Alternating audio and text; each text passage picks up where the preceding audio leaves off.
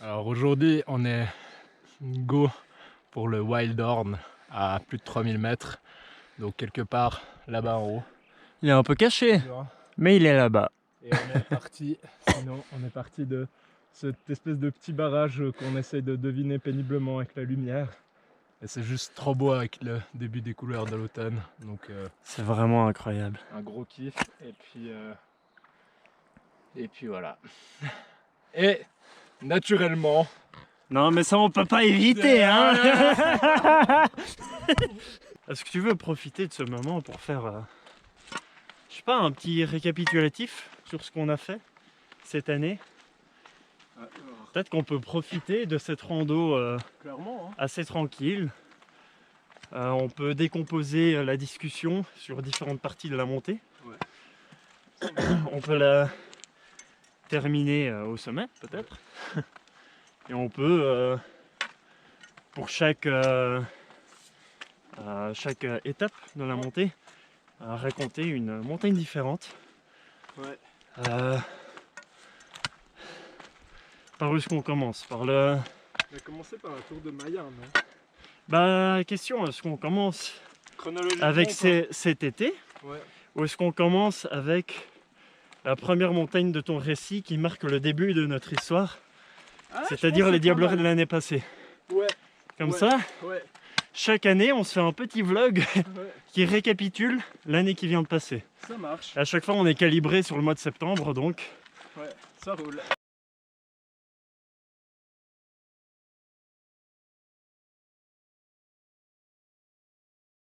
Ok.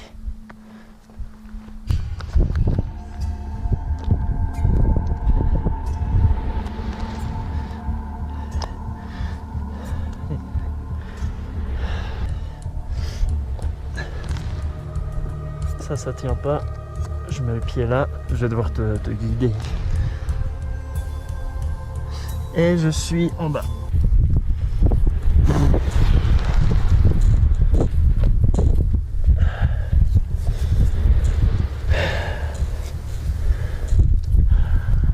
Voilà, je suis très concentré.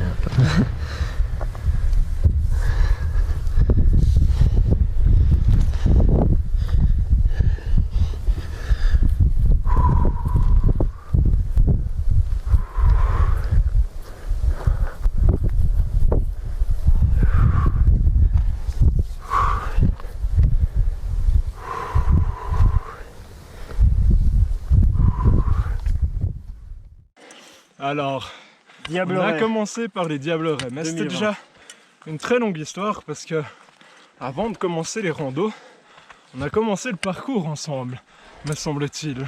Ah, donc remontons À l'origine en du août mal. 2019. Et Non, remontons au bowling 2019. voilà, Je me suis dit, hé, toi, Fais tu du parcours. fais, du street. tu fais du street workout, moi je fais du parcours. C'est deux sports qui vont très bien ensemble. Ça te dirait qu'on se mette ensemble, qu'on s'entraîne ensemble? Et un jour, chose dite, chose faite. Et du coup, on s'est retrouvés sur le petit terrain à Beaulieu. Et voilà qu'une longue histoire allait démarrer. Et que 2 ans plus tard, on fait toujours du parcours, mais on y a ajouté les randos. Et du coup, proposition de faire les diablerets. C'était quoi? C'était septembre. Ouais, septembre. En septembre. Pas encore trop de neige. Ah, il n'avait pas encore eu les premières neiges. Ouais, C'était vraiment mais c'est juste- le meilleur moment. C'était vraiment le bon créneau pour faire. Et puis, bah moi ça faisait longtemps que j'avais pas refait vraiment de vrais randos. Et j'étais assez paniqué. Et je voyais que l'énergumène devant moi était lui, mais complètement inarrêtable. D'ailleurs, tu as découvert qu'est-ce que c'est que le T4. T'en T'en avais déjà fait, mais sans savoir. exactement. Et je me suis rendu compte au début, je me suis dit, mais ce gars est cinglé, il veut ma mort. Et en fait, non. Mais il m'a fallu un moment pour le comprendre. En fait, tes autres amis ils voulaient ta mort et t'avais aussi amené sur le T4. Voilà, Dont exactement. ton frère. Ils veulent tous me buter. Non, c'est pas ça. Non, c'est Mais qu'au on n'y final. arrive pas. Non, c'est qu'au final, c'était plus mes peurs, mes craintes qui faisait qu'en fait le truc devenait monstrueux. Et arrivé au... Alors, on est déjà arrivé au glacier 3000. Là, j'étais déjà pas très à l'aise après avoir passé les 2 bouts de T4. Et Michael, lui, c'était comme s'il avait déjà eu une cure de jouvence. Et du coup, il gambadait sa mère. Pour moi, c'était un pur plaisir. Et puis, voilà qu'on arrive au niveau du dôme. C'est ça, hein, le dôme. C'est bien ça. Et là, une petite descente dans les cailloux un peu périlleuse pour arriver au pied du glacier des Diablerets, qui nous séparait du sommet. Et là, grosse panique, pas du tout préparé à ça. On a renoncé. Et du coup, pour pas être en mal de montagne, on a eu une proposition d'une charmante personne dont j'ai oublié complètement le visage et le prénom, qui nous a conseillé de faire le Holdenhorn. Bon, on a traversé tout le glacier là. On est venu du pied de cette montagne là. On a tout traversé et on va sur une autre montagne. Allez, on est parti pour 400 mètres de dénivelé supplémentaire.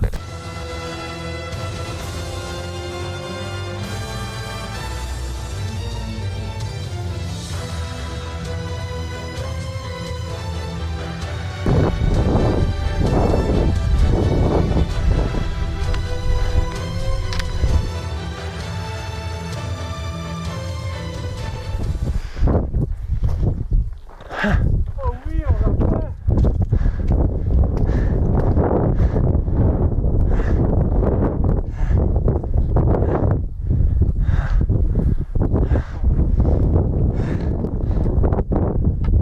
« 3123 mètres.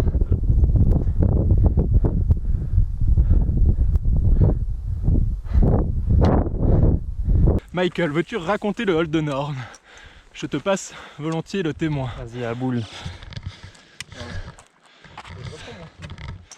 Alors, pendant que monsieur reprend son souffle, on a fait demi-tour, on a réescaladé cette crête qui relie le glacier des Diablerets au dôme.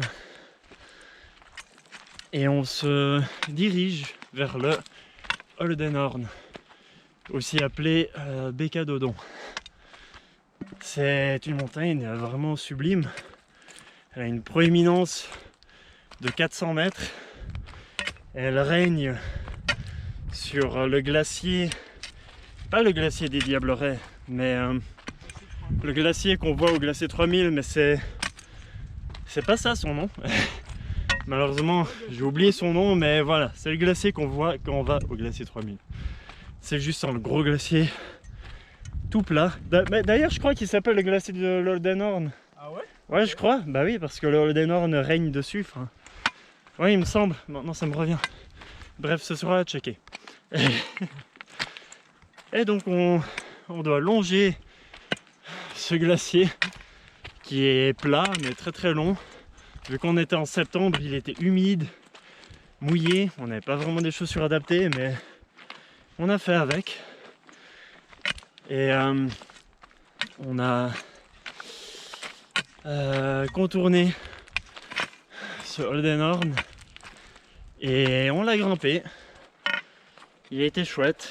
C'était encore 400 mètres de dénivelé à faire après avoir fait un énorme aller-retour en traversant des glaciers.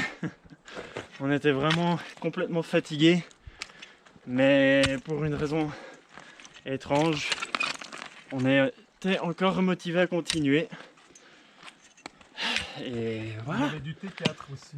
Et il y avait de nouveau du T4.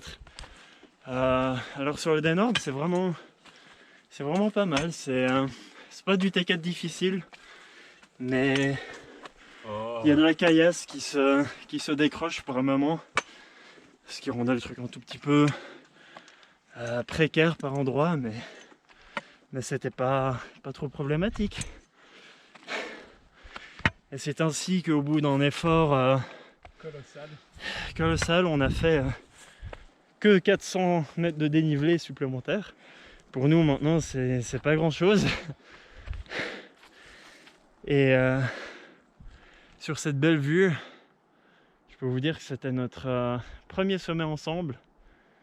C'était une vue sublime. 400 mètres au-dessus de ce glacier. Ouais, c'était fou. C'était vachement incroyable. C'était ouf. Et c'est avec cette randonnée que...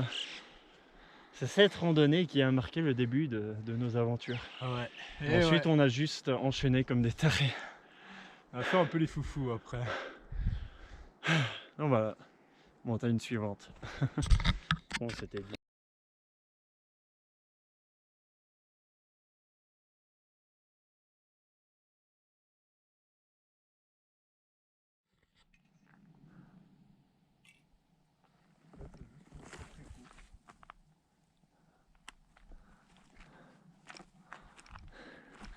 Il s'appelle comment ce lac? Téné. Ah, tennis. C'est magnifique, c'est déjà à moitié gelé. Tu veux jouer au tennis sur le lac tennis?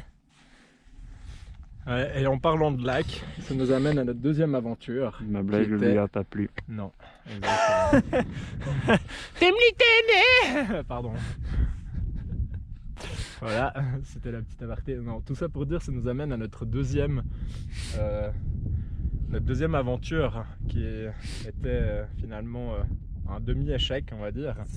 Dans le sens où on n'est jamais Alors, arrivé pas au échec, bout. on comptait pas faire le sommet. On avait dit c'est du repérage. On avait C'est dit vrai. parce qu'on savait qu'il y a de la neige, que si on voulait faire cette montagne, il fallait marcher sur une crête assez exposée. On fera Et elle n'est pas faisable avec de la neige. Non, Donc c'est moi vrai. je voulais explorer l'endroit et puis Et on moi- avait dit on va aussi au que possible et on s'arrête. Moi, comme Quand d'habitude, c'est- j'ai peur. Voilà.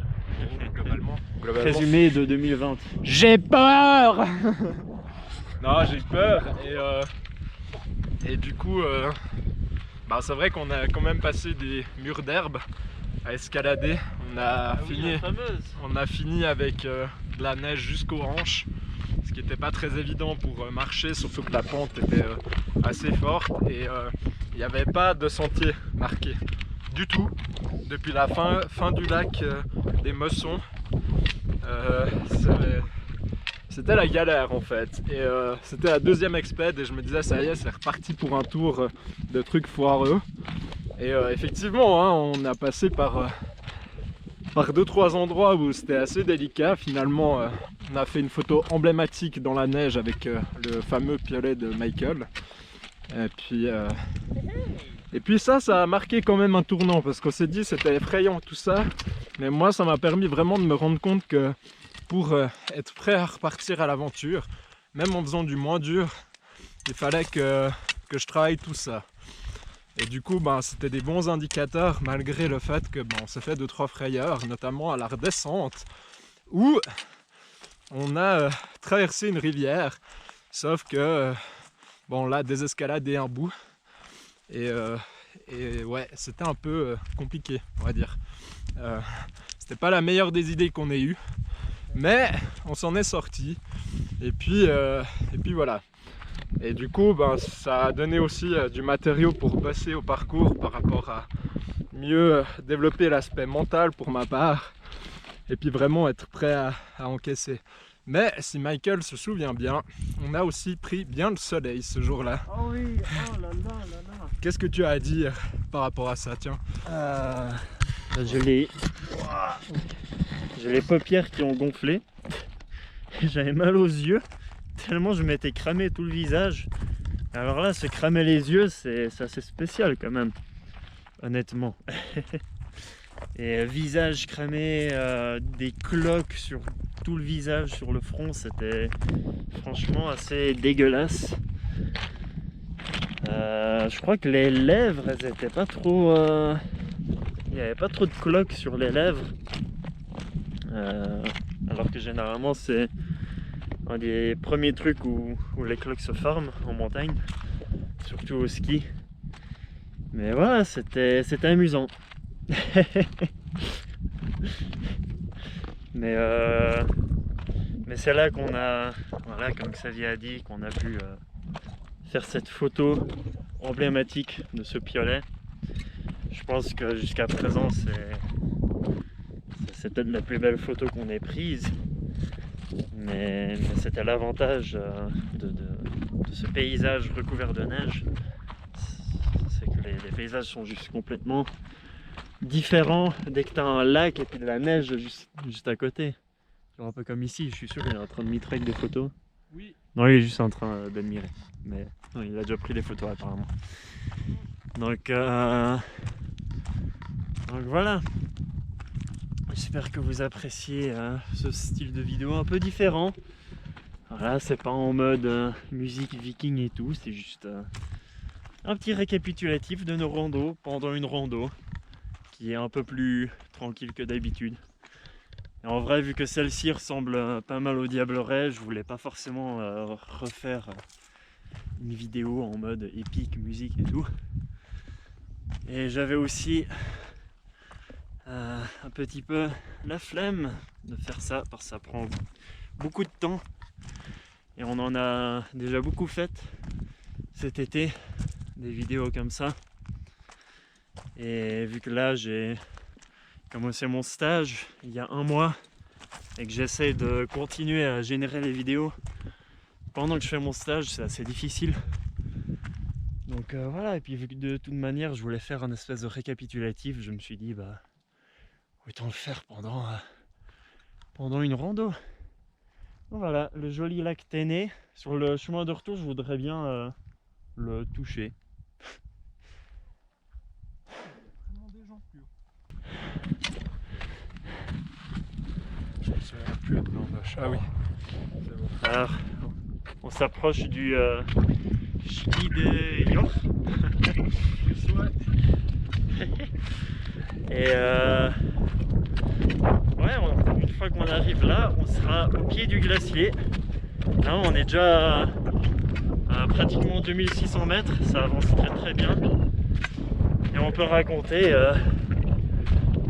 Je te laisse commencer à raconter la dandoche.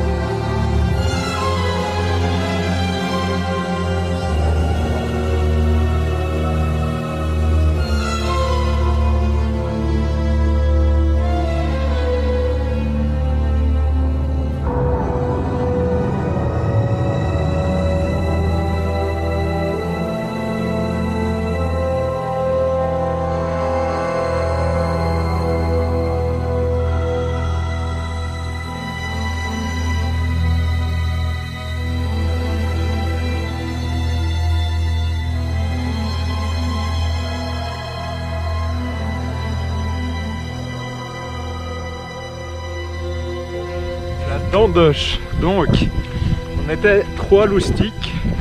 Donc, Michael, Jérôme qui n'est pas dans cette vidéo, mais qui nous accompagne dans notre cœur, et moi-même. On est parti au petit jour pour faire la dandoche. Et c'était très très beau parce qu'on a vraiment eu le lever de soleil avec le givre encore sur l'herbe. On a même croisé, c'était quoi, des chamois qui prenaient la pause. Il avait quand même neigé. Et il y avait quand même la neige, ouais.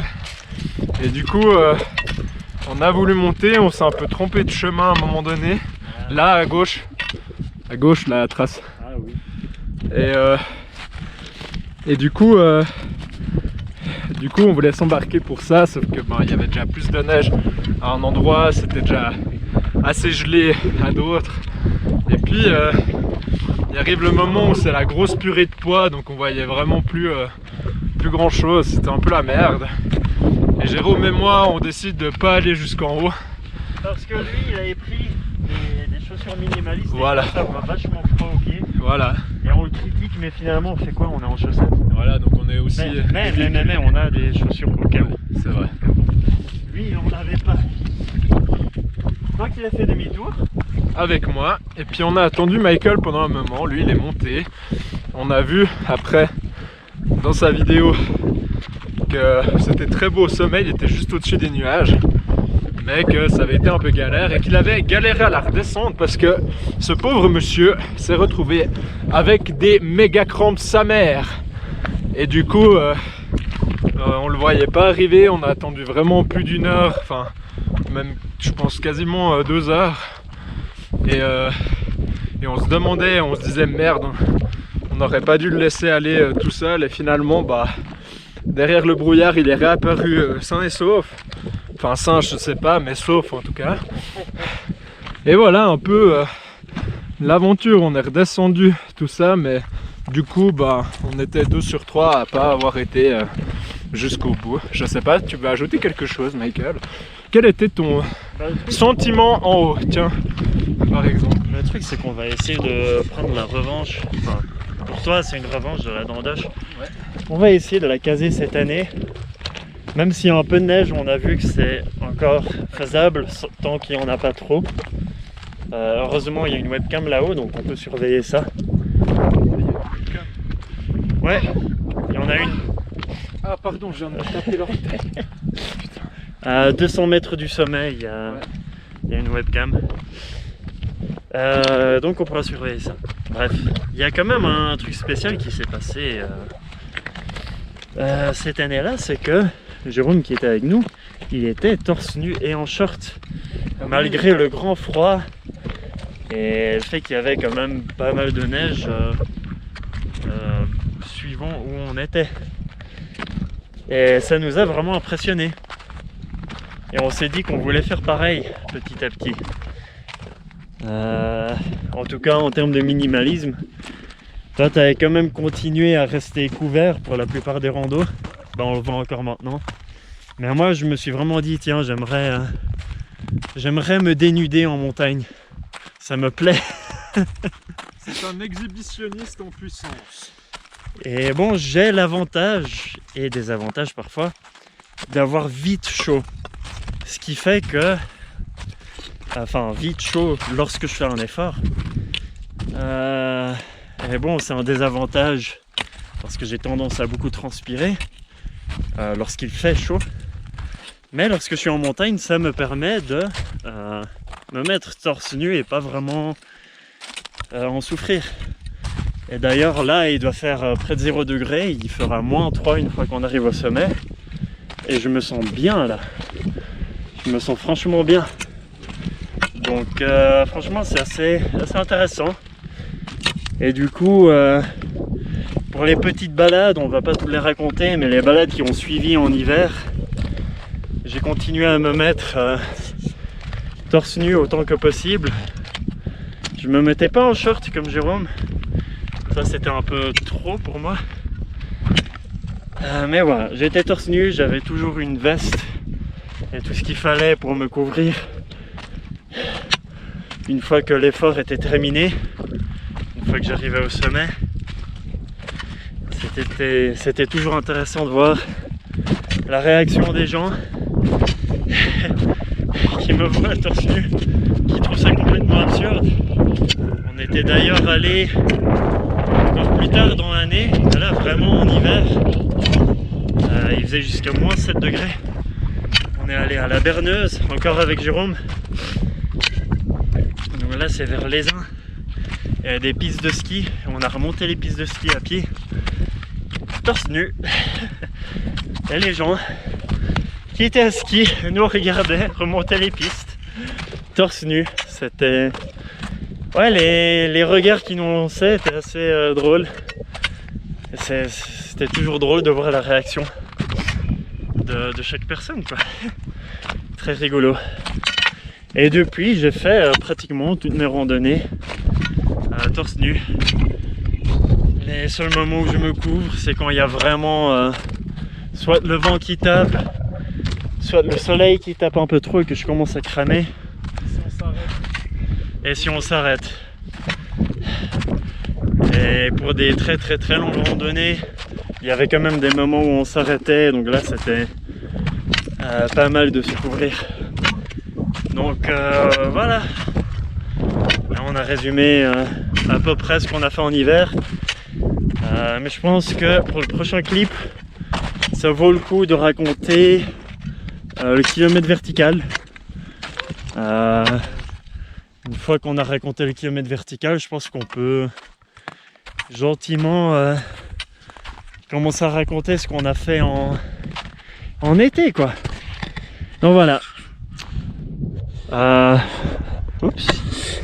Là-bas on a le Chenil de Yor. Donc là ça marque 2600 et quelques mètres. La neige elle est incroyable, c'est du pur plaisir et je comprends pourquoi ce genre de montagne est faisable en hiver. Tant que c'est pas de la poudreuse. Regarde comme ça. Donc voilà, c'est de la folie. C'est vraiment un pur plaisir et donc ça nous met vraiment en confiance pour faire le sommet aujourd'hui. D'ailleurs, pour ce qui suit, ça va être de plus en plus glacé, donc de plus en plus solide, et donc a priori de mieux en mieux. Tant que c'est pas de la pure glace purement glissante. Mais voilà, ouais, on se dirige vers le panneau. Le chemin il est juste à droite. Mais voilà, c'est cool. Bon ben, à tout de suite. Ouais, alors en fait on est déjà à 2756. Je me suis trompé quand j'ai dit 2006. On sera à 2006 après avoir redescendu un peu par là lorsqu'on arrive au pied du glacier. Et oui, donc voilà, on vient de faire le Chenil de Yor. Et on descend un peu et on commence sur le glacier après. Hihi. Moi je suis toujours torse nu alors qu'il fait froid. Bon, alors on a renoncé au Wildhorn simplement par la présence de crevasses. On savait qu'il y avait un faible nombre de crevasses, mais qu'il y en avait quand même. Malheureusement, vu qu'il a neigé récemment, les quelques traces de pas qu'il pouvait y avoir sont recouvertes. Et malheureusement, il n'y a personne qui a fait ce sommet entre-temps.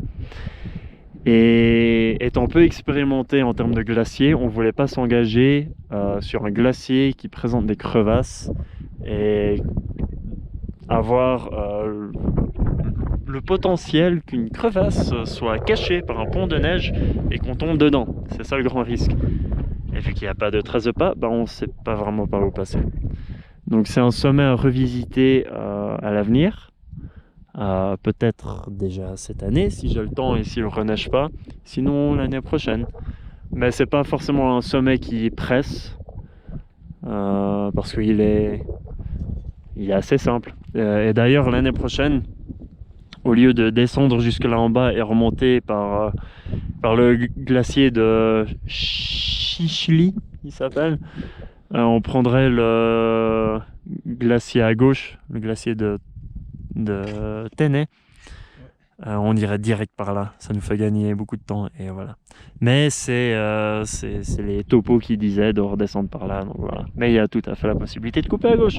Donc vu qu'on a renoncé à faire ça, dans le même style que pour le Holden Horn, on se fait un autre sommet à la place. C'est celui-là, qui malheureusement c'est pas en 3000 mètres, mais il est faisable. Et ce qui est intéressant, et du coup, petit truc amusant qu'on peut se permettre de faire, c'est cette traversée de crête. Donc on va filmer ça. Moi je me sens pas là. Bah, tu t'es à peine engagé. Ah ouais, non, mais là c'est...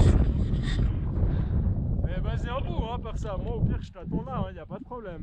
Ou j'essaie de voir le chemin là. Ouais, bah à côté parce qu'il est tranquille. Je regarde, mais là je le sens. Ok. Et au pire, je fais une boucle et je te rejoins ici.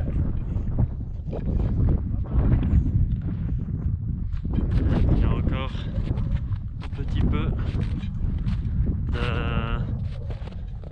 travail à faire avec le mental. Mais voilà. Je vais vous montrer cette belle vue.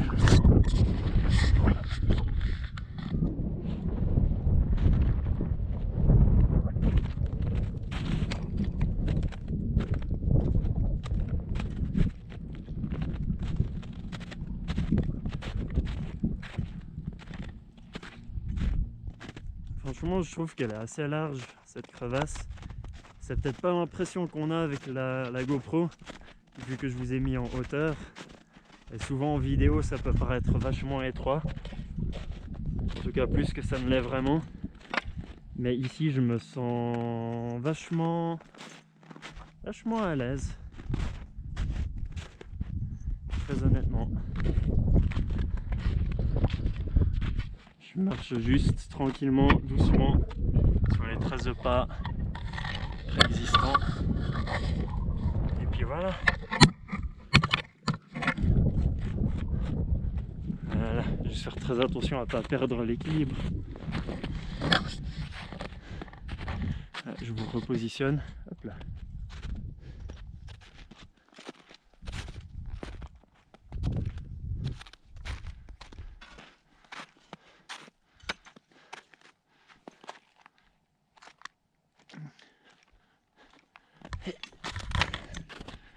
Voilà, on est maintenant ici. Voilà, juste bien positionner chaque pied. Voilà, ici c'est un peu plus étroit, donc je ralentis. Voilà. Ah, il y a quelqu'un qui a grimpé par là.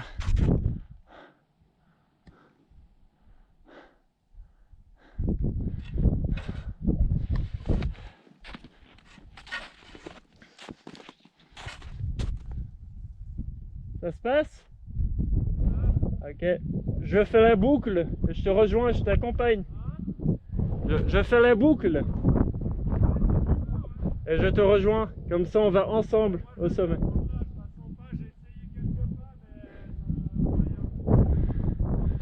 Ah, c'est fou comment il a peur des névés. C'est vraiment dommage. Bon, moi je vais monter là.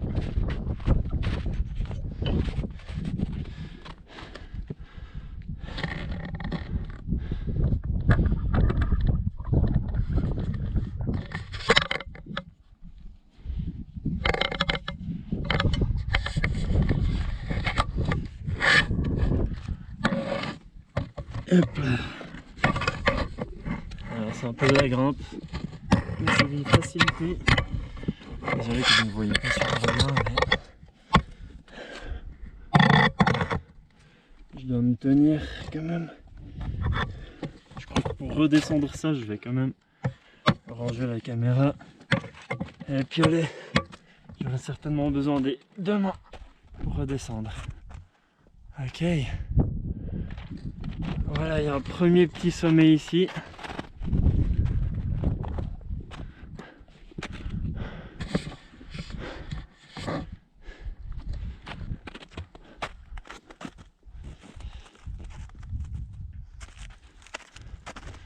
Heureusement qu'il y a des traces de pas. Hein. Je me serais pas engagé sinon.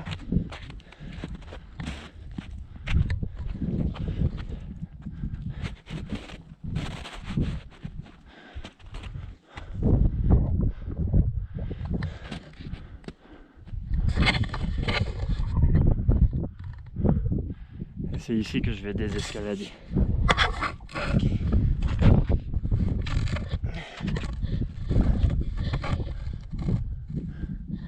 En fait, je vais faire demi-tour.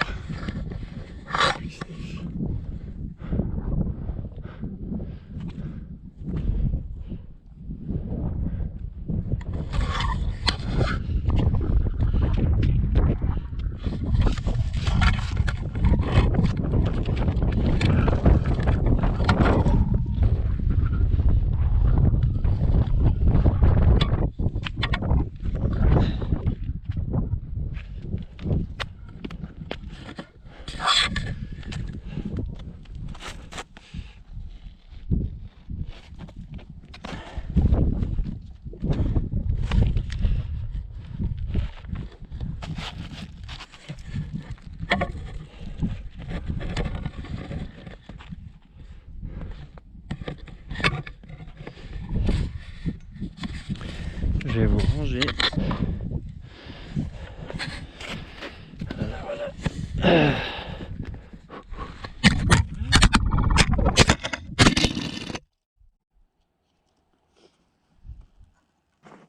Youhou!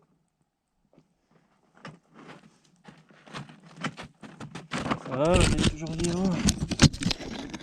Sacrée chute quand même, hein. Vous êtes déclipsé dans mon sac.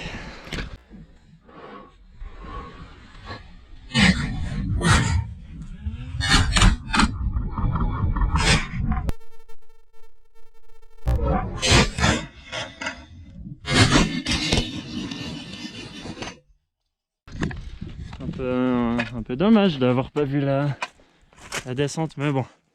Allez, on va ensemble faire ce sommet. Et puis voilà. Hop là. Bon, nous y sommes. Wouhou. Alors, on dirait qu'il y avait une croix, mais elle n'y est plus. Mais voilà, nous y sommes. Le Schneider. On voit le lac Tsosier là-bas.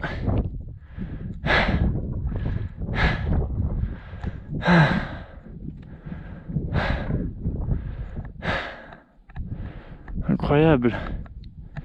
Incroyable. Oh, on voit Eiger au loin. Et ouais, on voit l'Eiger. On voit le Balmhorn. Ah, on en voit des sommets.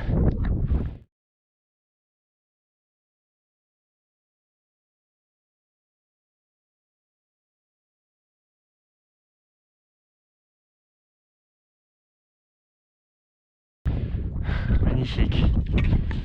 Je crois que là-bas on voit quoi? Le Zinalthorn, Weisshorn.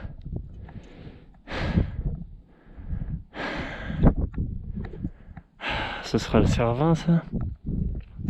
Malheureusement, avec ce point de vue, j'ai de la peine à le reconnaître.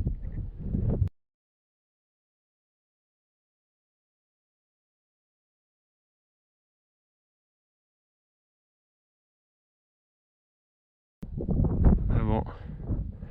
Il y a Xavier qui prend des petites photos.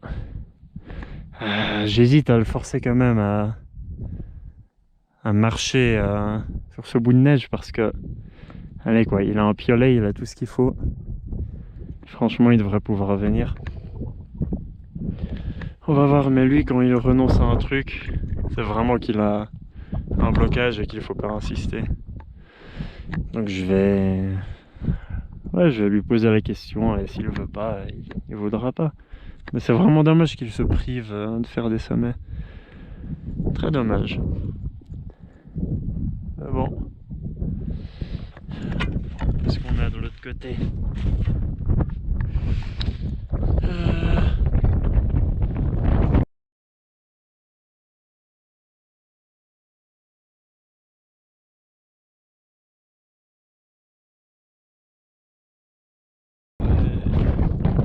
Enchaîné allongement. Tour de Maya un peu caché, mais c'est là-bas. Oh, on voit le Odenhorn. On voit le sommet des Diablerets, un peu caché. Du coup, on voit pas Harpelstock. Mais ce qu'on voit surtout, c'est le magnifique Wildhorn. Magnifique. Ah, qu'est-ce que c'est beau. Franchement, très joli. Tellement joli comme endroit. Et le Wildstrubel, j'ai de la peine à le reconnaître. Depuis le Wildhorn, on est censé avoir une bonne vue dessus et bien le reconnaître, mais ouais, mais c'est le machin là-bas. En fait, il n'y a pas trop de neige. Il n'y a pas trop de neige, donc il aurait pu être faisable. Et s'il ne neige pas, il sera faisable plus tard. Mais voilà. Tant pis. Bon, là je vais redescendre. Je vais rejoindre le chemin normal là. Et je vais vous ranger convenablement. Juste pas qu'il y ait de l'humidité qui reste dans ma coque. Ah oui. Ça devrait pas venir du verbe.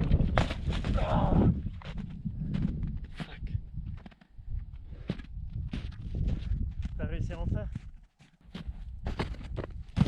Oh, Nick. Bon, j'ai décidé de me mettre en mode décoiffé. Voilà, on a fait des jolies photos là-haut.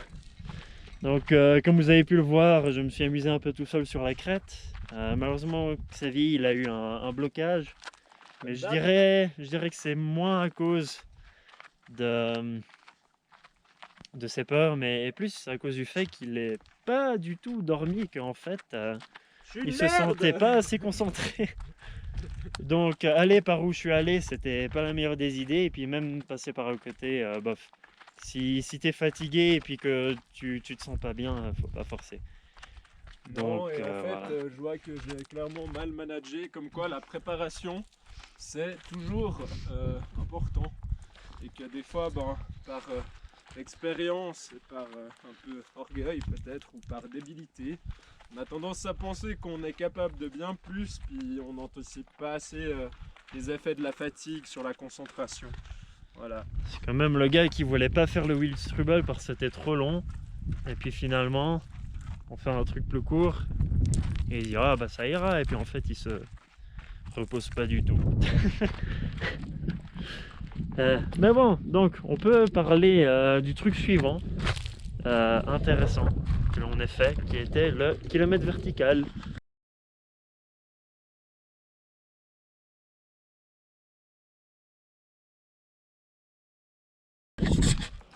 Et du coup, on était de nouveau avec l'ami Jérôme, qui En était... fait, à chaque fois qu'il y avait de la neige et que c'était en hiver, c'était avec Jérôme. Voilà. Dès que la neige a disparu. Jérôme a disparu aussi. Attends, avant de continuer, je vais juste me moucher. Regardez ce vide. Cette moque. Waouh. Non, regardez comme c'est beau ce lac qui est en train de geler. C'est magnifique. Voilà. Bon, le kilomètre vertical, petite idée au début des premières chutes de neige. Et puis on pensait quand même qu'il n'y aurait pas autant que ça aurait un peu fondu, et il s'avère que non. Il y avait une bonne quantité même en bas à Fuy. Il faut savoir que Fuy c'est vraiment dans la plaine, hein, donc c'est vraiment pas très haut. Et du coup on était avec l'ami Jérôme et le Dodi. Et du coup on s'était lancé ça pour voir un peu, ça c'est un moment qu'on en avait entendu parler, et puis il faut savoir que c'est vraiment la mort, surtout dans la neige. Non, disons c'est très vivement recommandé de faire ça avec des bâtons. Et puis Michael et moi on avait des bâtons, mais Jérôme n'en avait pas. Et je crois qu'il était même à torse nu, il me semble.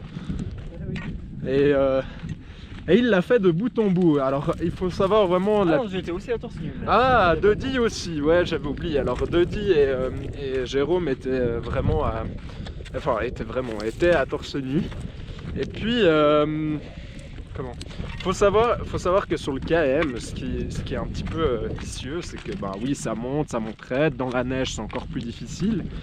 Mais le petit cadeau bonus, c'est qu'à partir de 700 mètres de dénivelé, donc il y a des paliers tous les 100 mètres de dénivelé, on se dit super, il en reste plus de 300, on est bientôt au bout les gars. Et en fait la pente devient encore plus raide à ce moment-là. Et du coup bah c'est assez vénère. Mais on y est parvenu en environ, je crois, 1h30 à peu près. Jérôme a mis un tout petit peu plus de temps parce qu'il était en chaussettes chaussures. Et puis il n'avait pas de bâton. Il n'avait pas de bâton. Des chaussures minimalistes d'hiver. Ouais. Ah ouais, non, des chaussures minimalistes d'hiver. Voilà, merci de me corriger.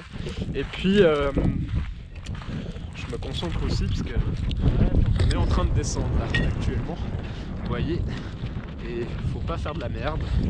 Donc il a mis un tout petit peu plus de temps, mais c'était largement honorable.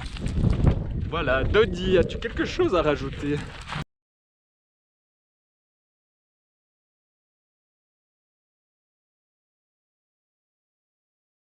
Je pense qu'on peut enchaîner directement sur le sac carreau. Il n'y a pas beaucoup à raconter, mais il était intéressant par la caillasse qu'on s'amuse à grimper. Tiens, filme-toi. Ah oui. Bon, en gros, de nouveau vers Fuy, il y a il y a des longues pentes de caillasse, mais genre des gros rochers. Et je me suis dit que ce serait super amusant à grimper. Et en effet, c'était amusant. Et ce qui est drôle, c'est qu'on a avalé le dénivelé assez rapidement. On est vite arrivé à la fin des pentes de caillasse et on a bien pour 300... Ah non, en plus il y en avait pour 600 mètres de dénivelé. Et on a fait ça super vite.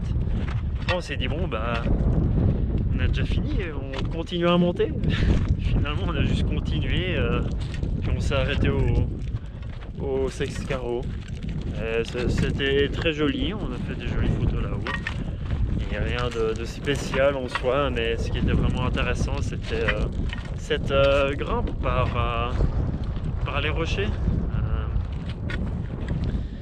Parce que Xavier, encore à l'époque, avait un peu d'appréhension sur la stabilité des rochers, et puis avait presque continuellement peur que les rochers risquent de démerder tout d'un coup.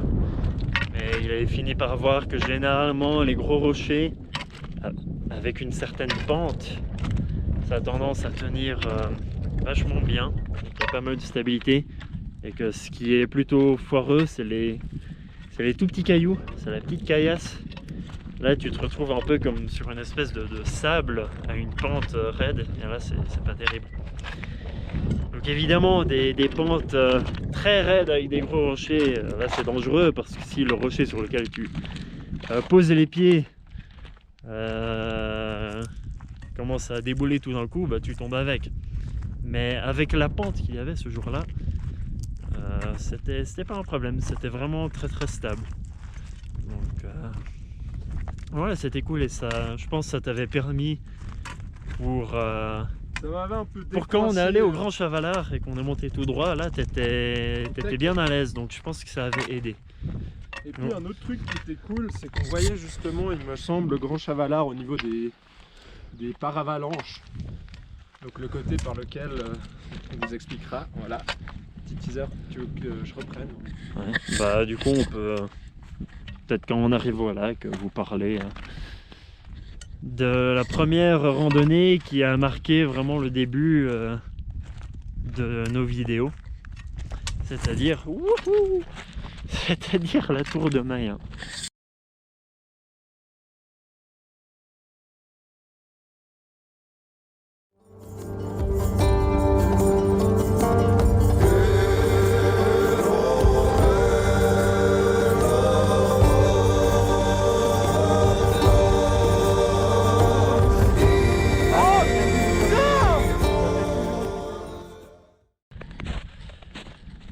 Bon, alors on reprend depuis le Schniedehor.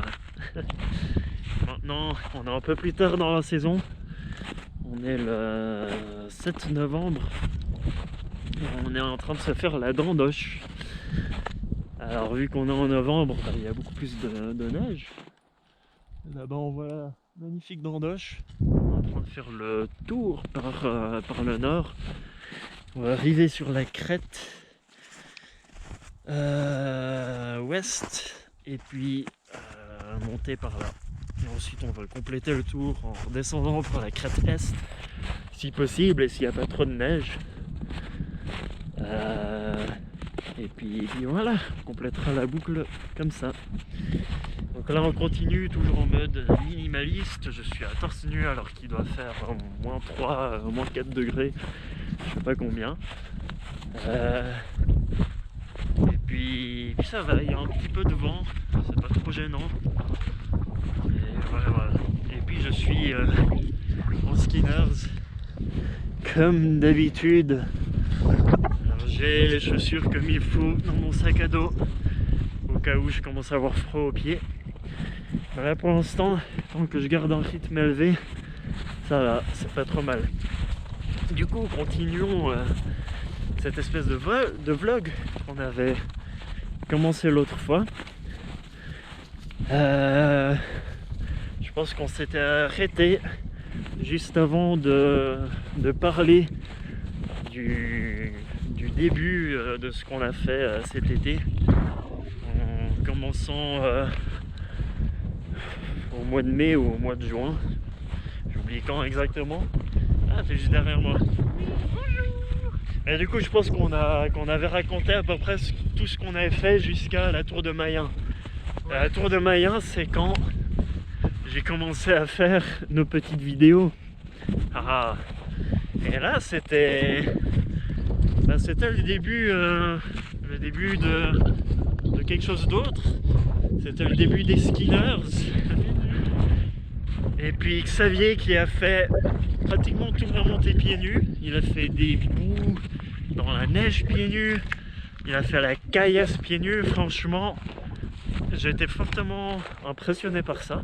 Par contre, la neve a eu raison de moi avec la caillasse. Voilà. Mais bon, t'as quand même fait énormément pieds nus. C'était vachement impressionnant.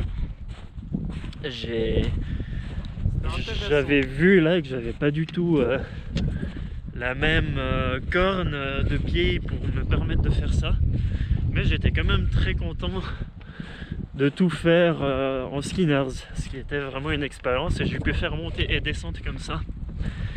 Et je m'étais fait une entorse pas longtemps avant, donc j'avais un petit peu d'appréhension sur les cailloux et sur la descente. Je faisais encore un petit peu attention, et on avait fait le Jura quelques semaines avant, et dans le Jura je sentais encore la cheville. Mais là, à la Tour de Mayen, j'étais décidément guéri, et je me suis dit je vais essayer de filmer un maximum.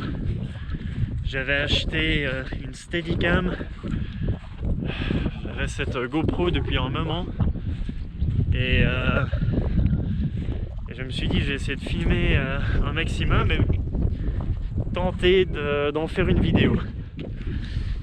Et j'avais déjà en tête des magnifiques musiques d'Assassin's Creed, des musiques de Vikings, et ça m'avait tellement motivé à essayer de faire une vidéo.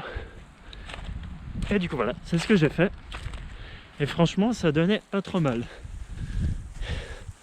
et ça a juste donné envie de continuer. Passe par la droite, c'est un peu mieux, ou suis-moi, c'est comme tu veux. Hop, hop. Ah ouais, putain, je l'ai vu. Alors ce passage là, vu de là-bas, il paraissait un peu bizarre, mais en fait c'est tranquille. Donc voilà, Tour de Mayen. On avait débuté la saga vidéo.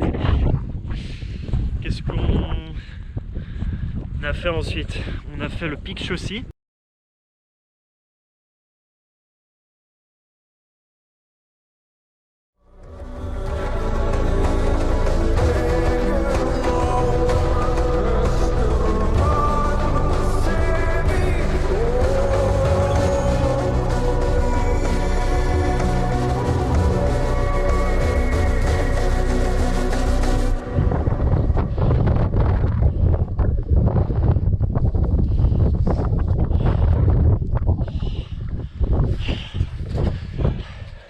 Yes mec, c'est magnifique.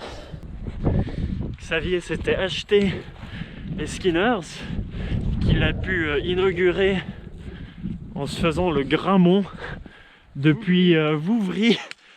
Il s'est fait 2 km de dénivelé en Skinners, 27 kg et demi, quelque chose d'énorme.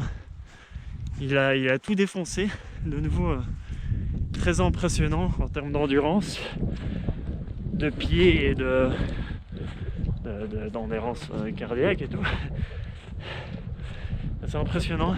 Donc il a pu les inaugurer, prendre confiance et se rendre compte que les Skinners c'est juste fabuleux. Et donc on avait beaucoup de malchance pendant cette période avec la pluie. On pouvait pas faire nos randonnées les week-ends, et donc on se tapait des randonnées en pleine semaine, en fin de journée, pour se mater le coucher de soleil. C'est ce qu'on avait fait à la Tour de Mayen, et c'est ce qu'on a fait de nouveau au pic Chaussy. Pic Chaussy, c'est une montagne pyramidale. Je m'étais dit je vais continuer à filmer, la vidéo que j'ai fait ça donnait bien, je vais continuer à faire ça et je vais filmer ce Pic Chaussy de la même manière et j'ai besoin de respirer là. Oh. Ah, c'est un peu plus profond mais ça passe. Oh là là, quelle misère. Voilà. Ok. Ah, j'ai froid aux avant-bras maintenant. Donc, Pic Chaussy. Montagne pyramidale. Avec comme challenge intéressant de monter tout droit par l'herbe, monter à 4 pattes tout le long du chemin. Et c'était vraiment cool. Il y avait des petits bouts d'escalade par-ci par-là, mais ça restait simple et relativement safe, vu qu'il n'y avait pas de précipice derrière nous. Tout ce qu'il y avait derrière nous, c'était des bouts qu'on venait d'escalader. Et il y avait beaucoup d'herbes sur lesquelles s'accrocher, c'était cool. Bon, du coup, je vais me concentrer sur ce qui reste là et vous raconter la suite un peu plus tard.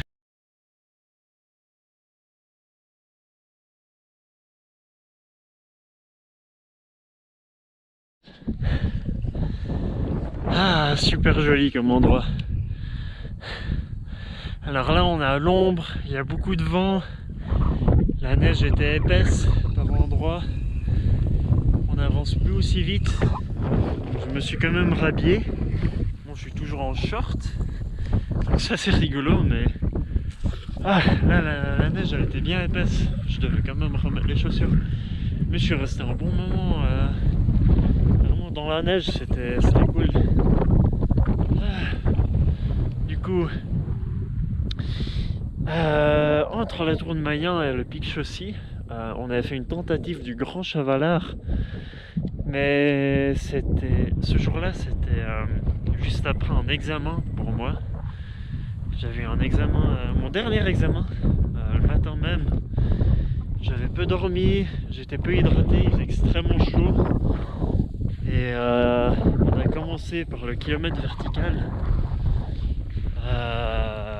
Et lorsque je suis arrivé, bon déjà, j'avais commencé avec un bon rythme. Quand je suis arrivé à 300 mètres de dénivelé, je commençais à être fortement essoufflé. Je commençais à avoir une migraine. J'ai vachement ralenti. On était avec un autre ami. On était 3 pour cette balade-là. Et j'étais lent tout d'un coup. Je traînais derrière. Et quand on est arrivé à 900 mètres de dénivelé, j'ai commencé à avoir des crampes. C'était une catastrophe. Et du coup, le reste de la rando, j'ai juste eu des crises de crampes non-stop. On a essayé de monter encore un peu plus haut. On est arrivé jusqu'au lac de Fuy, au moins. Donc on avait fait ça. Et on n'a pas fait le Grand Chavalard en entier. On avait dû faire demi-tour, malheureusement, à cause de mes crampes. Mais au moins j'ai pu observer le Grand Chavalard, observer le côté nord, voir qu'il n'y avait plus de neige, parce que c'était encore assez tôt dans la saison et je savais pas s'il y avait plus de neige, et je savais qu'il y avait un chemin en T5 par le côté nord, alors qu'on avait initialement prévu de monter par le sud avec du simple T3.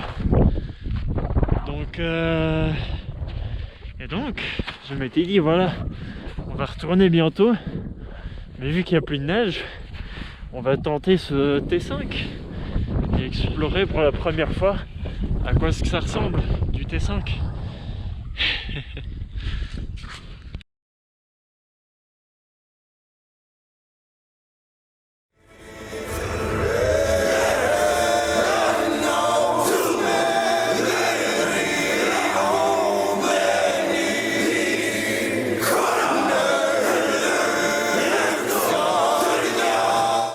Ah, c'est trop beau, on a de nouveau trop de soleil.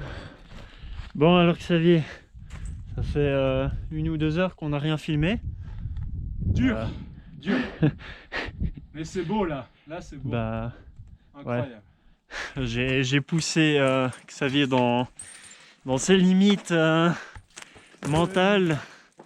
C'était pas forcément dangereux où on était, mais c'était pentu et c'était sur de la neige. Et en vrai, si t'es pas en confiance sur l'adhérence de la neige, tu peux vite stresser. C'est très difficile à contrôler une fois que tu stresses. Alors objectivement, je trouve qu'on n'était pas vraiment en danger. Je trouve qu'on a fait pire dans d'autres montagnes. Mais du coup voilà, moi je me sentais assez à l'aise sur la pente neigeuse où on était.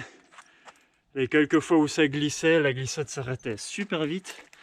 Parce que finalement la neige était tellement profonde que la glissade elle s'arrêtait instantanément quoi.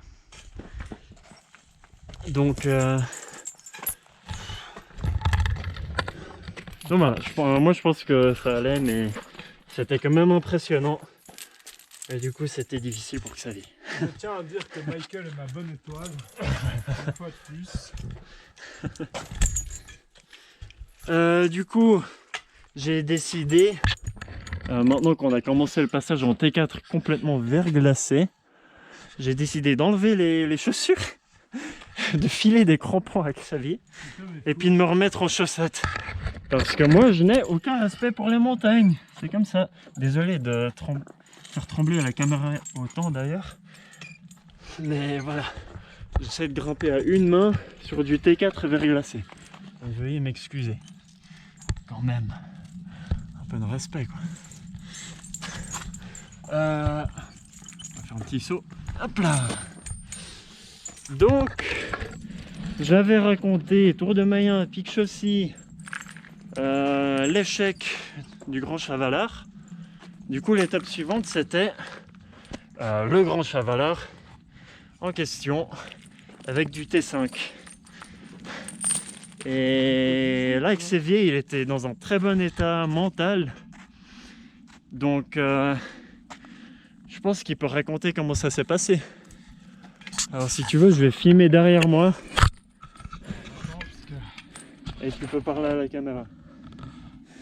Alors, Grand Chavalard bis, très intéressant. Pas de kilomètre vertical, parce que je voulais quand même s'épargner ça. Et puis, à un moment donné, passer le lac supérieur, normal, et on a décidé de couper tout droit dans le pierrier. C'est assez intéressant. J'étais tellement au taquet que je suis monté trop haut. Et puis après, on est arrivé vraiment au pied de la crête, côté... c'est quel côté déjà? Merde. C'était au nord. Côté C'est à la nord. crête nord. Et là, c'était moins drôle. Attends, c'était galère.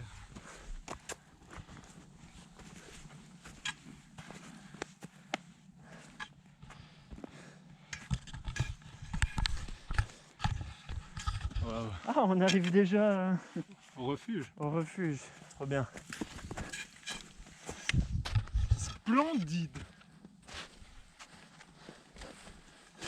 Par contre, là, je crève de chaud. Oh. Mais regardez cette vue. Regardez cet homme. Bof. Hein. Ok, donc T5. Alors, ce qui est intéressant avec le T5, c'est que fallait contourner une centaine de mètres de crête pour suivre le T5, mais nous, on avait continué tout droit en suivant une flèche bleue. Et ça nous faisait passer par un bout d'escalade niveau 2. ce qui est comparable à du T6. Ouais. Il y avait d'autres gens avec nous qui ont pris le même chemin, donc ça nous a mis en confiance. Et finalement, c'était pas dur, mais c'était exposé. C'est ça. Et on a réussi à prendre plaisir malgré... Malgré l'exposition, on était quand même content de... On était terminer le petit légèrement mal à l'aise seulement. Voilà. Donc c'était possible de prendre plaisir, mais il fallait rester concentré et y aller lentement. Mais ça allait. Exact. Et franchement, c'était un déblocage mental pour les deux, Oui. de savoir qu'on était capable de faire du T5. Et d'ailleurs, ça m'a été moi très utile pour 2 randonnées qui ont suivi. Et Xavier aussi, ça l'a aidé. Ouais. Et voilà, c'était un peu le résumé du Grand Chavalard. Avec une magnifique vue. Ah, il faut descente dans les paravalanches. Horrible. Ah ouais, bon, ça c'est insupportable. Mais... C'était long, Et d'ailleurs, le Grand Chavalard, c'est notre plus grand dénivelé qu'on ait fait jusqu'à présent. 2006, non Ouais, 2600 mètres. C'était pas mal. C'était effectivement pas mal. Donc, voilà, je pense qu'on peut filmer un peu plus tard et raconter l'étape suivante qui était la revanche des Diablerets. Alors, on est au sommet. Si c'est pas beau ça. Wouh!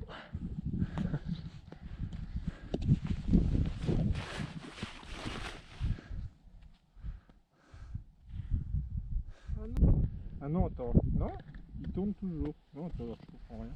Ah non, je sais, c'est bon. Non, non, ça tourne toujours. Si. Ouais, ouais. On est à 3h56. Et je l'arrête là.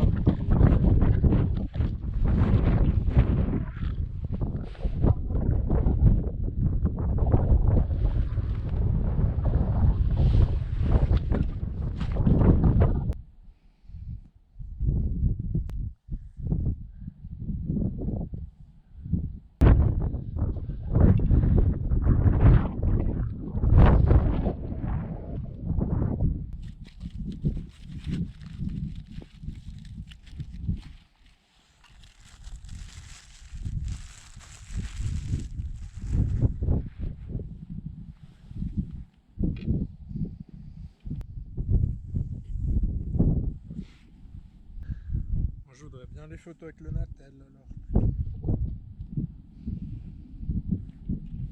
Je te donnerai mon Natel Lunet.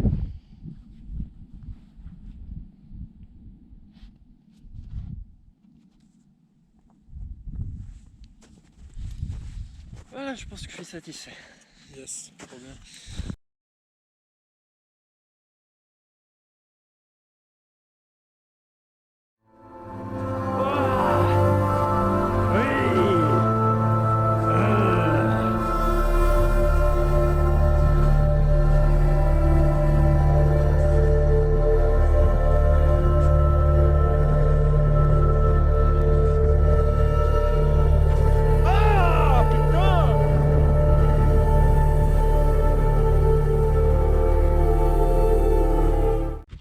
Ok, petit débrief des Diablerets.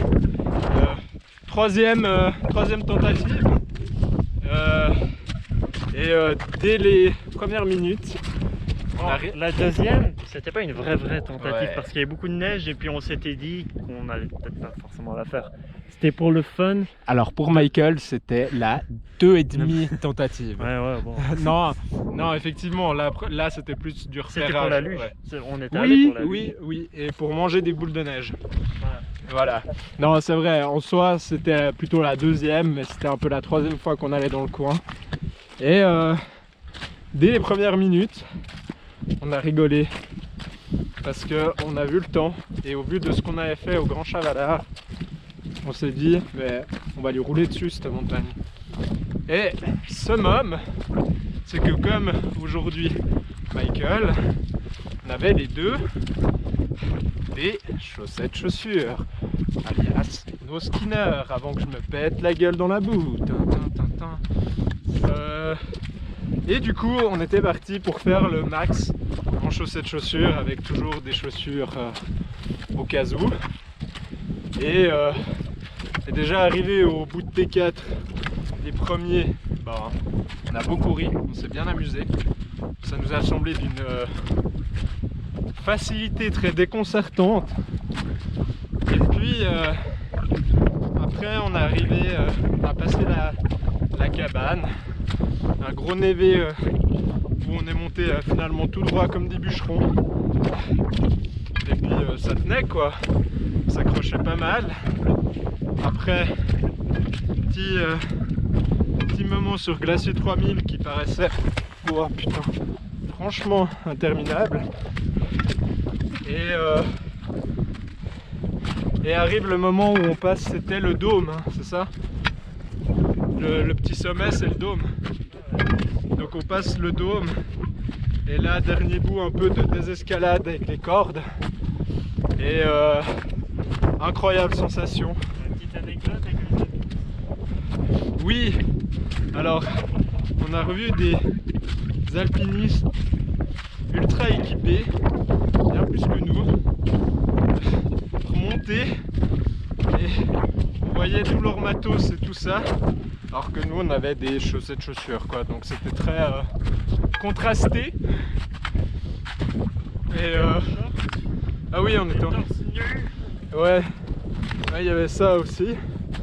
Et c'était assez drôle de voir que ben, finalement il n'y avait pas tant besoin que ça. Alors après, peut-être en sécurité, voilà. Mais finalement, en prenant le temps, en analysant bien, c'était finalement très accessible. Et après, ben, El Famoso, comment, glacier des Diablerets en fait, il s'appelle comme ça. Hein. Et là, mis à part les premiers mètres, qui étaient un peu chiants, ben c'était juste long. C'était long, on était un peu fatigué et tout, mais pas de réelle difficulté.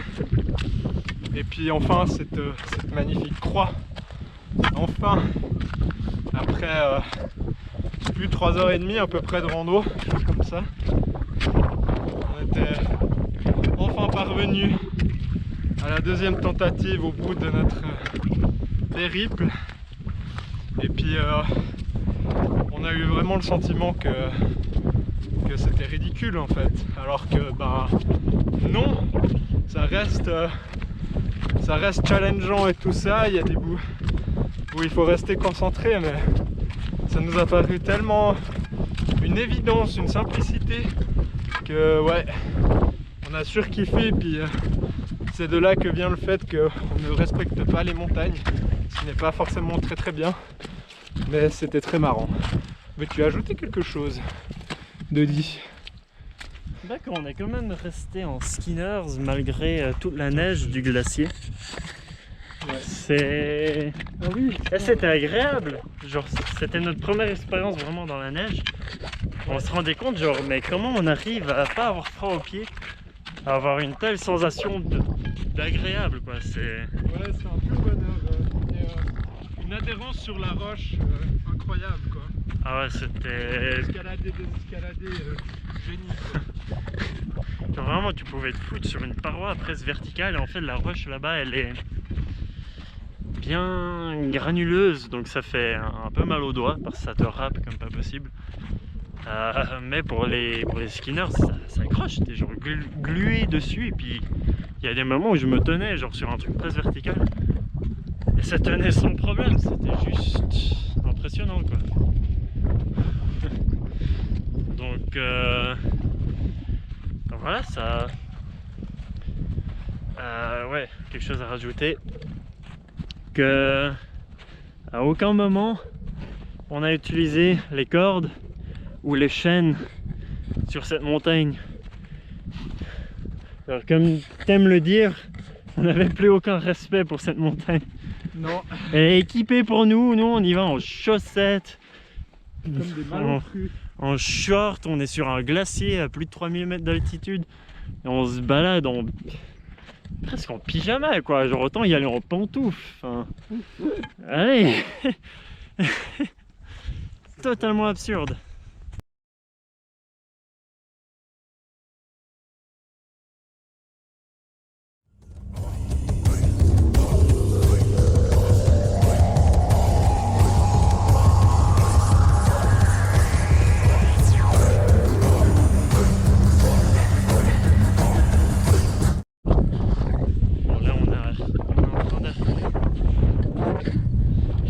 Caméra si jamais. Là on est en train d'arriver à un petit lac, on va faire une micro-pause là pour boire. Du coup je profite de raconter l'étape suivante. Cette fois c'est moi qui suis allé tout seul. C'est la première fois que je faisais un vrai grand truc tout seul. J'avais déjà fait le rocher de nez tout seul mais c'est pas la même chose. Du coup j'ai été faire la grande dent de Morcle et il n'y a pas beaucoup à dire, c'était juste assez spécial d'être tout seul alors que j'étais habitué d'être accompagné. Je me posais la question de si je serais aussi bien mentalement seul que quand je suis accompagné. Parce que voilà, quand on est accompagné, si tu prends un chemin faux, tu as toujours la chance que la personne qui est avec toi te fasse remarquer que tu prennes le mauvais chemin. On peut réfléchir à deux ou plus sur le chemin à prendre et toujours prendre les décisions ensemble. Et là voilà, je suis tout seul, donc enfin j'étais tout seul et j'étais entièrement responsable de moi-même. Puis c'était quand même une randonnée avec des passages en T4, voire presque T5 selon les indications sur internet. Mais sinon, finalement c'était un pur plaisir. Je me suis senti très serein tout le long. Montée et descente, il n'y a pas eu de soucis. C'était juste incroyable comme endroit. C'était vachement couvert au début, ça s'est découvert. J'ai émergé au-dessus des nuages avec une vue tout d'un coup sur les dents du Midi. C'était assez spécial comme randonnée à faire tout seul. Et une belle expérience, surtout de voir que je suis capable de faire ça tout seul. Et ça m'a mis en confiance pour la suite. On continue sur le pleureur maintenant.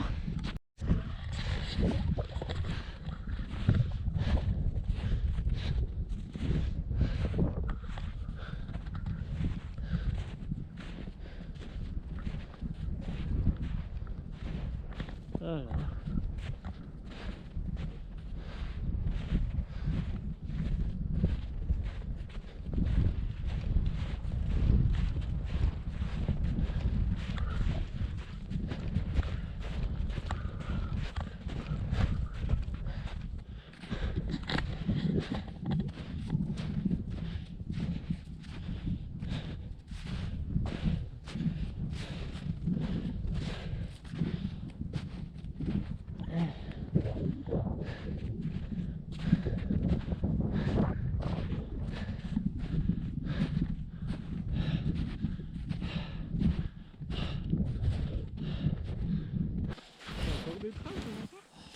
Ouais, ça continue. Hein.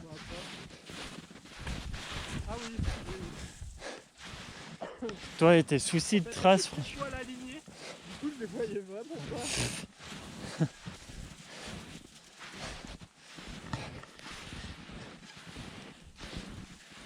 Bon, du coup, je suis dans de la poudreuse, toujours en short et en chaussettes.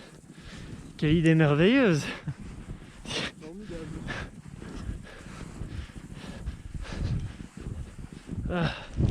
J'ai hâte que ce soit moins profond quand même, parce que là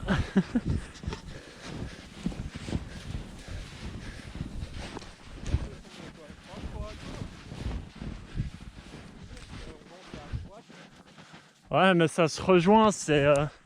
Oula. C'est une mini-vallée. Oui, mais Donc tout se rejoint au centre. Si on est trop sur Ouais. la gauche, après on est un peu emmerdé. Ouais. Et ça me fait chier de remonter là. Ah oui, oui. Je suis d'accord.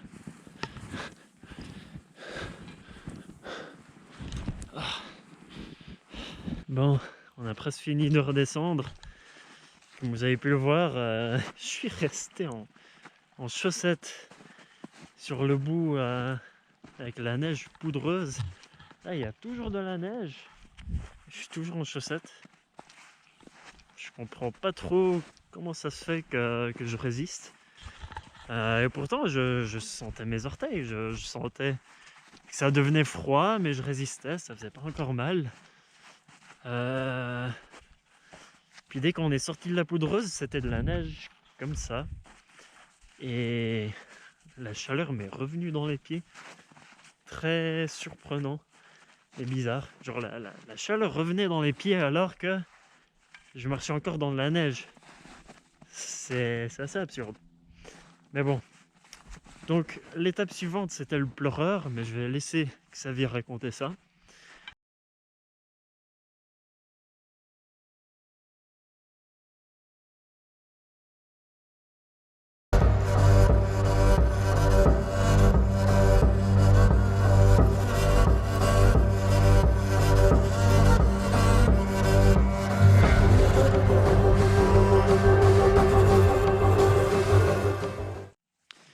Alors le Grand Muvran, je l'avais fait peu de temps après le pleureur.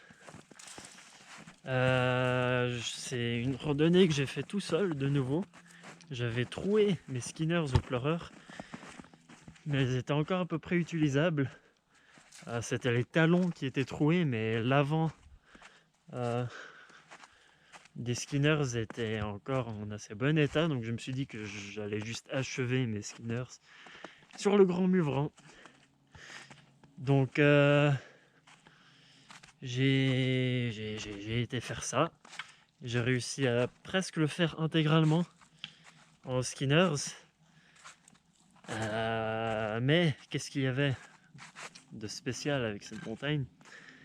C'est qu'il y a toute une traversée sur la face sud du Grand Muvran. Et c'est un passage en T5. Mais en T5 vraiment exposé. Alors heureusement il y avait d'autres gens qui étaient là avec moi. Je pense que ça m'a quand même aidé mentalement à ne pas être tout seul. Parce que c'était quand même impressionnant. Il n'y avait pas de passage difficile, il n'y avait pas de bout de grimpe, c'est vraiment une longue traversée de la sud-est, de la face sud du Grand Muvran. Mais c'est qu'il me rattrape lui. Et puis tu es juste continuellement exposé au vide. Mais je l'ai fait. Les gens avec qui j'étais m'ont vu en chaussettes, ils étaient assez... ouais, ils étaient impressionnés, ils trouvaient ça très bizarre, mais voilà. C'était une assez longue rando. J'avais quand même tapé 2,5 km de dénivelé tout seul. Donc c'était assez impressionnant. C'était assez ouf. Qu'est-ce que je peux dire de plus? Ah oui, avant de rejoindre le passage en T5, il y a un très long passage en T4. Et sur le chemin de retour, après avoir fait du T5 monstrueux, tout le T4 semblait tellement facile en comparaison que je le faisais genre presque en trottinant. Genre. C'est des passages quand même un peu compliqués, des fois assez exposés, et moi j'y allais juste en courant. J'étais tellement désensibilisé avec ce que j'avais fait que je me sentais assez bien en contrôle de ce que je faisais. Je sentais qu'il y avait une marge de manœuvre tout le temps, même les quelques mini-fois où j'ai légèrement perdu l'équilibre, j'arrivais à me rattraper très très bien.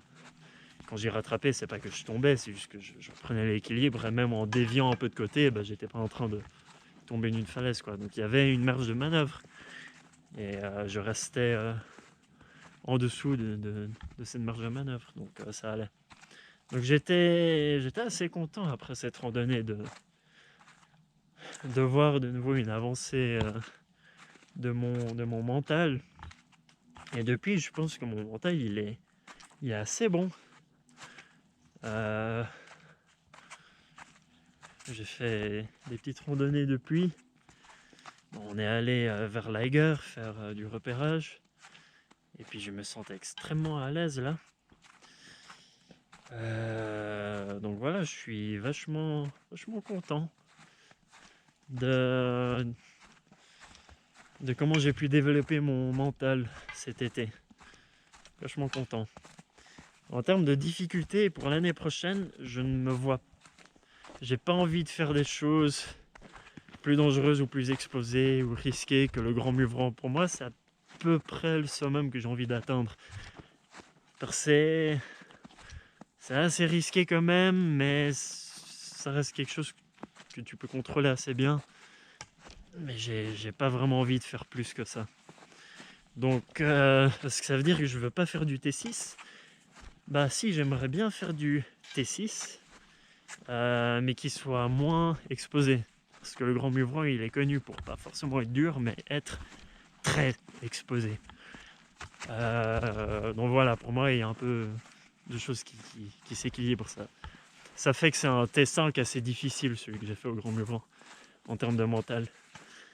Et voilà, l'année prochaine, j'aimerais essayer avec Xavier le T6 du haut de Cri.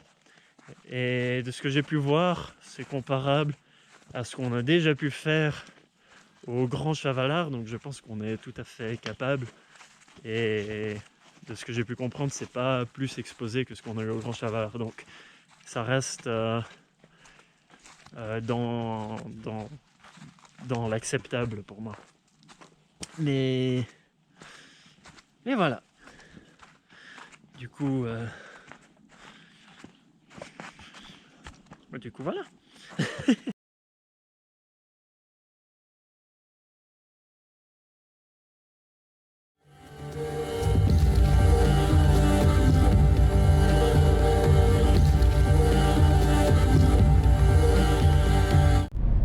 Bonjour, ceci est la vidéo 248,2.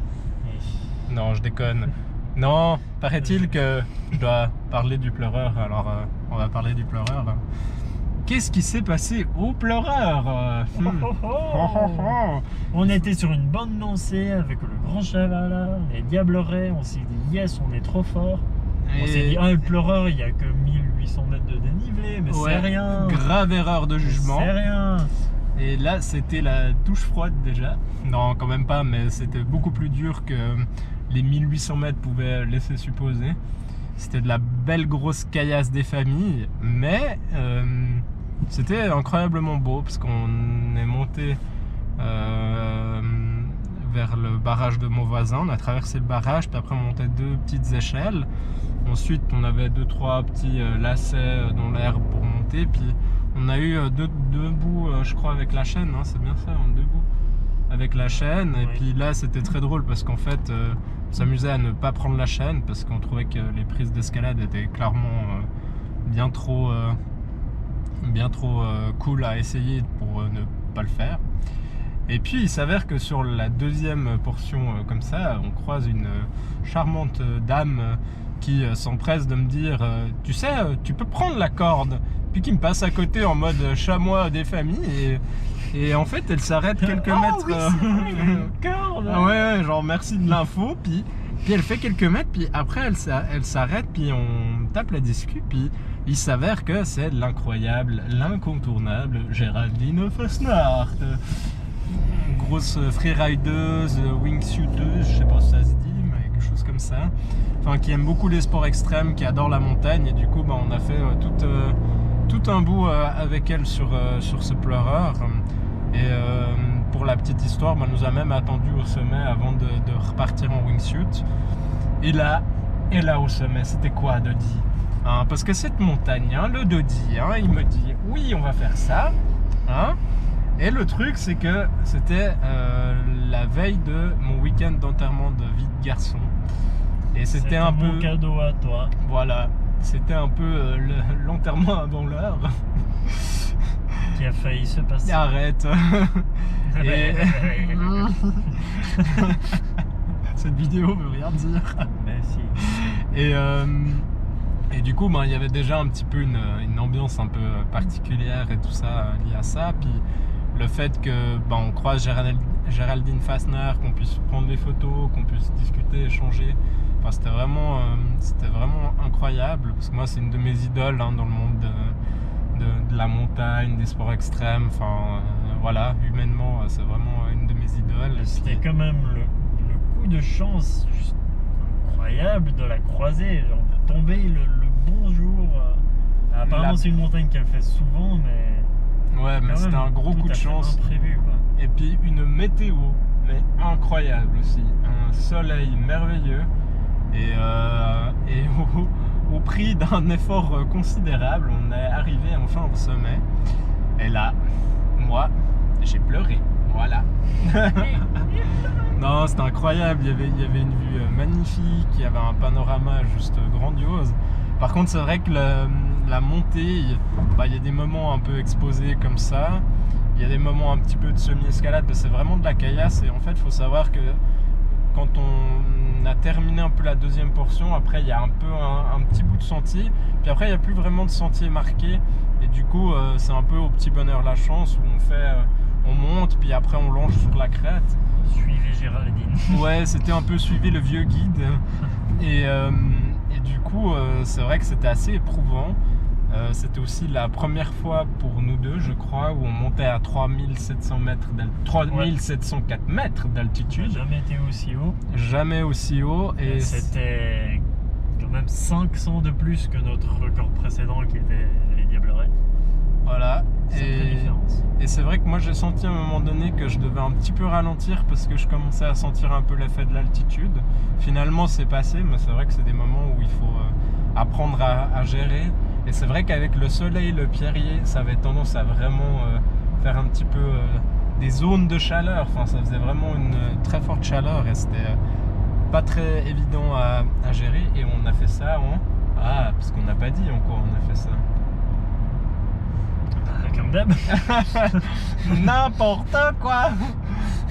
On a fait tout en chaussettes en plus. Vraiment, on était deux petits sketchs. Voilà. Moi, Géraldine, genre, putain, ils se tiennent pas à la chaîne, ils sont en short, l'autre gars, il est torse nu, ils sont en chaussettes, mais c'est qui ces gars? Qu'est-ce qu'ils font là?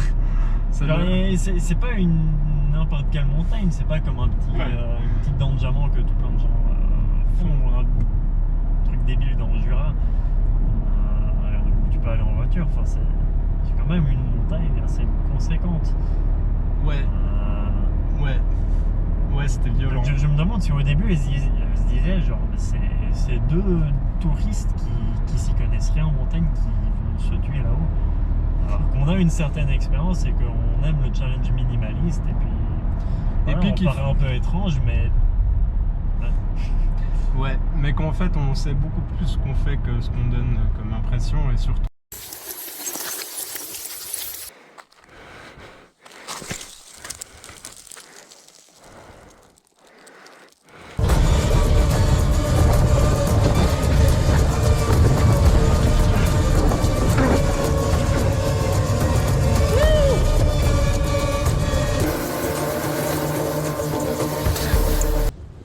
Méga cool.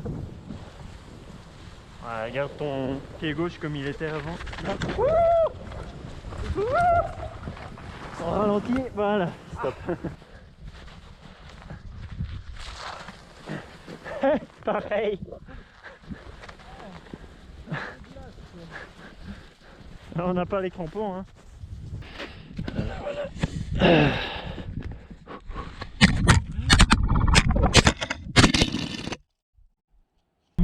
Ces chaussures pour avoir testé vraiment déjà de multiples fois, on s'est rendu compte vraiment qu'il y a une grosse adhérence et qu'en fait finalement, mis à part pour les côtés protection du pied, où c'est vrai que si on se prend un caillou ou sous le pied, c'est sûr que ça va pas être incroyablement ouf, mais pour tout ce qui est adhérence, sensibilité et puis aussi confiance, hein, avoir comme on dit, avoir le pied sûr, c'est vrai que typiquement dans ce périer-là, c'était un vrai bonheur d'avoir ça, quoi. C'était vraiment incroyable. Et puis, bon, voilà, on arrive au sommet, le petit moment solennel où moi je lâche mes petites larmes parce que, ben voilà, il y a le... Tu fous ta tête dans la poussière de la montagne. Joyeux enterrement, Devine garçon, mec. Putain. C'est ma terre, mec. Regarde. Putain.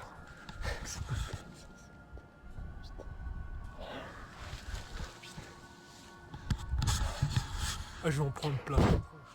Bon. Bah c'est pas mal comme endroit. Voilà, je parle de ma terre, voilà, c'est ma terre. Là-bas, il s'est approprié la montagne. C'est un lieu de pèlerinage désormais, et ceci à jamais. Et voilà, et du coup, arrive la redescente foireuse. Non, bah ça on coupe. Non, faut le dire quand même, faut le dire. Non, la redescente, en fait, c'était la parfaite illustration de redescendez toujours par où vous êtes monté, dans l'absolu. Surtout quand il n'y a pas de sentier balisé.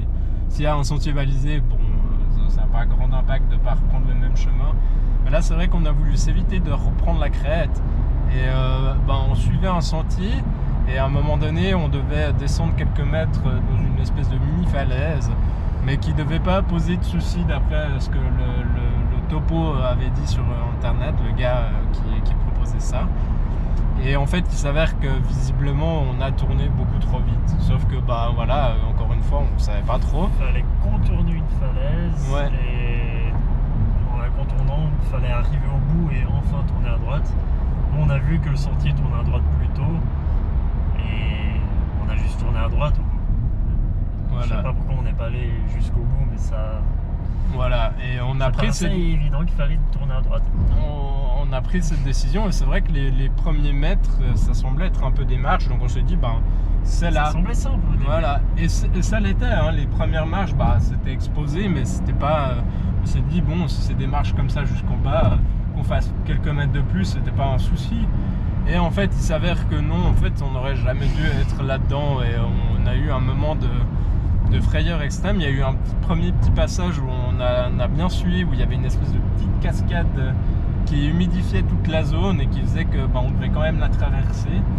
On a réussi, et puis après on a dû grâce au magnifique skinners qui croche sur la roche humide. Ouais, ce qui était absolument aberrant, mais qui est testé et approuvé. Mais sans ça, je crois que... ouais, non, voilà. Sans ça, 3 petits points, complétez la phrase avec ce que vous voulez. Et on serait remonté et puis on aurait fait le tour autrement. Parce que là, on pouvait encore remonter. Hein. Ouais. Une fois qu'on a traversé cette cascade, ça devenait un peu précaire. Trop tard pour faire demi-tour. Et il s'avère que on avait un passage des escalades où finalement c'était pas forcément le plus dangereux, mais où on a bugué un moment et où si on faisait n'importe quoi, on pouvait se faire quand même bien mal, donc c'était pas l'idée. Et puis il s'avère qu'on a trouvé une solution pour désescalader ça. Puis après, il nous restait finalement plus que 2-3 mètres avant d'être sur le plancher des vaches. Et là, coup de théâtre. Je m'engouffre sur le truc. Je me tiens avec les deux mains. J'avais des bons appuis avec les mains. Et puis en fait, j'avais pas vu le couloir juste à côté que Michael avait repéré juste après. Et puis il s'avère que mes pieds avaient tout d'un coup plus de points d'attache. Et j'ai voulu me rehisser sur les mains, sauf que en fait mon petit sac de trail m'a joué un mauvais tour. Tu l'as brûlé ce sac après? Non, même pas, c'est ça le pire, j'aurais pu. C'est que du coup il est resté complètement accroché au rocher, et du coup j'osais pas faire un gros coup de rein de peur de m'envoyer directement en bas, et j'ai hurlé Michael, j'ai plus prise. Pas hurlé, tu m'as interpellé, t'as dit mec je coince là. Ouais. J'ai vu. Je sais pas si c'est l'impression que t'as eu, mais parce que t'étais très légèrement en train de glisser vers le truc. Ouais. T'étais à l'arrêt. Non, je crois que j'étais à l'arrêt. C'est juste que j'arrivais plus à me hisser parce que mon sac crochet m'empêchait de me relever en fait. Du coup, je commençais à perdre l'énergie dans les bras parce que les bras tétanisaient en fait. Enfin, tétanisaient, t'es en semi-flexion, c'est la pire position. Puis avec l'adrénaline, enfin voilà, tu gères un petit moment, mais tu bades très très vite. Et là, Michael me sauve littéralement la vie en me proposant son bras comme point d'accroche. Je pense que j'ai jamais eu un truc aussi solide que ça dans les mains. Déjà, j'ai dû désescalader vers lui. Ouais. Je sais pas comment j'ai réussi à désescalader vite. Et à trouver une prise minuscule sur laquelle me tenir pour pouvoir tirer. Parce que j'avais pas trop confiance sur l'appui de mes pieds. Toute la zone, elle était juste précaire. Il n'y avait pas vraiment de prise pour les pieds, c'était tout en pente. Je me suis bien aidé de la petite prise avec ma main gauche. Et puis j'étais amené à cette prise. J'ai dit tiens, je m'accrochais là, tu te tiens là. Et tu bouges plus. Tu vois le couloir là, c'est là qu'il faut descendre. Tu descends là. Pourquoi t'es allé là? C'est quand? Enfin, du coup, bonne grosse frayeur finalement sans frais, mais merci Michael. Et après une petite descente de l'adrénaline, une fois qu'on était plus ou moins sauf de cette espèce de truc de l'enfer, on pouvait en rigoler. Ouais, alors je crois qu'on a mis un petit peu de temps quand même pour en rire et on était cuits. Une demi-heure où on était un peu léthargique, je dirais. Ouais. Voilà. Un peu silence. On descendait, on était là. Mais finalement, cette randonnée s'est bien passée. On était complètement claqués. On avait passé par toutes les émotions possibles. Et vraiment le point d'honneur, parce que au-delà de la bonne grosse frayeur des familles, on l'avait fait en chaussettes chaussures. Tout. Donc voilà, Paris réussi. Avec une frayeur en plus, mais Paris réussi. Donc voilà, c'était le pleureur. Je peux éteindre la caméra. Juste dire une petite chose. Je pense qu'on compte y retourner en redescendant par où il faut. Et je pense faire un peu comme ce qu'on a fait au Diableret, ou genre le refaire, mais genre par pure facilité et pur bonheur. Ouais. Vraiment prendre plaisir de A à Z, parce que la montée, franchement, on a pris plaisir. C'était dur, mais c'était cool. Il y avait vraiment des portions intéressantes et c'est magnifiquement beau. Moi aussi, je trouve vraiment. Voilà. Des bisous.